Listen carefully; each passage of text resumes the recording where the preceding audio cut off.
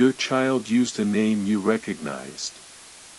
Not a name you told them, a name you know from somewhere you cannot immediately place, spoken by a child who should not have access to it.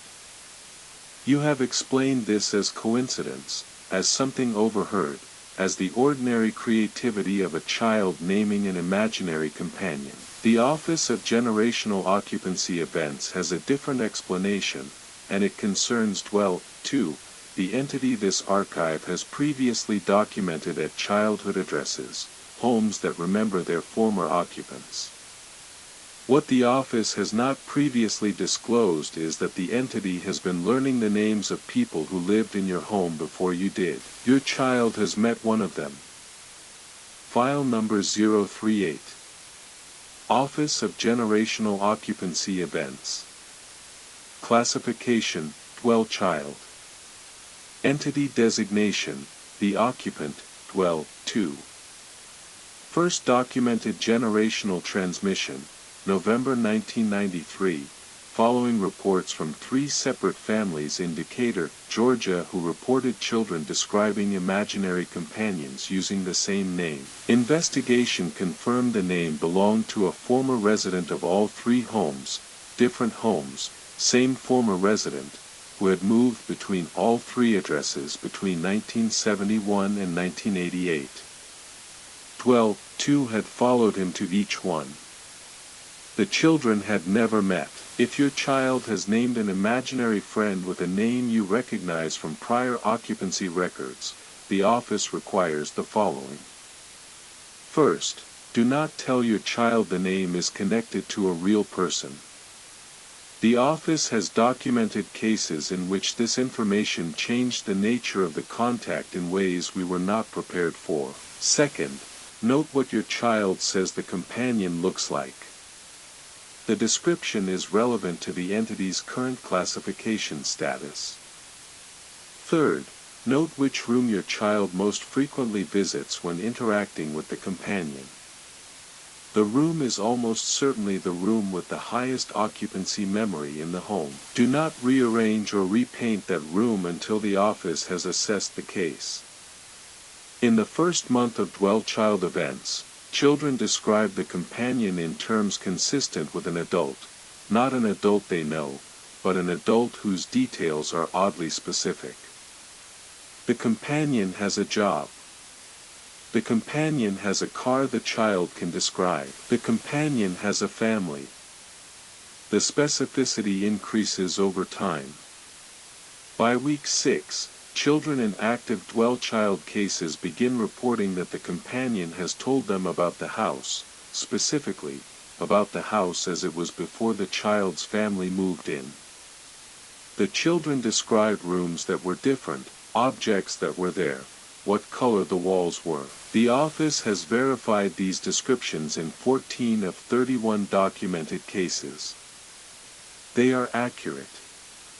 By month 3, dwell child subjects begin demonstrating knowledge beyond the house itself. They describe the companion's history, events that occurred to the former resident before they lived at the address. In 3 advanced cases, children accurately described events in the former resident's life that occurred in other cities, years before they moved to the address. The office's working hypothesis is that dwell 2's occupancy memory is not limited to the physical structure. It has retained a comprehensive record of everyone it has occupied alongside. The child is being given access to that record. This is not an overactive imagination. The office has assessed all 31 dwell child subjects using standard child psychology screening tools and found no indicators of confabulation or fantasy reality confusion that would account for the accuracy of the children's descriptions. This is not information learned from family members. In 22 of 31 cases, the details provided by the child were unknown to any current family member and were verified only through historical records. This is not a ghost. The office is precise about this. Dwell 2 is not a ghost.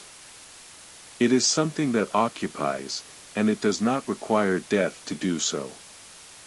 Dwell child 4. Female subject, 6 years old at time of report. Parents reported in 1997 that their daughter had been describing a companion named Edward since moving into a home in Bloomington, Indiana. The companion had a surname, an occupation, and a specific car. The companion had told the child what color the kitchen had been before it was painted. The kitchen color was confirmed by the previous owner, who had not spoken to the family.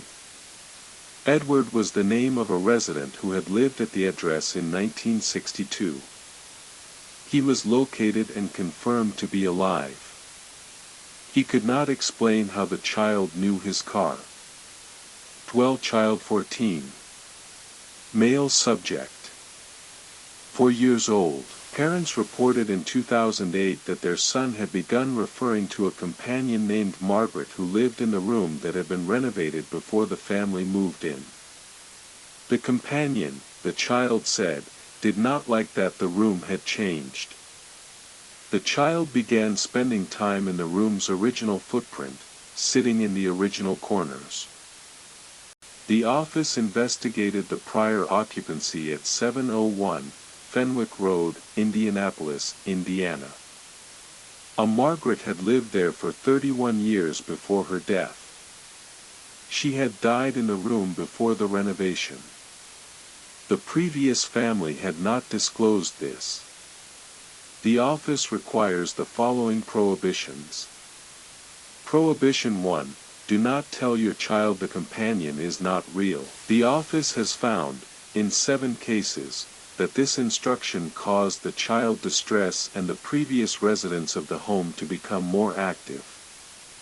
Prohibition 2. Do not attempt to contact former residents of the home to verify information provided by the child. Submit Form Dwell See First. Prohibition 3. Do not allow your child to invite the companion to meals. The office has a reason for this that we cannot include in a public advisory. Prohibition 4.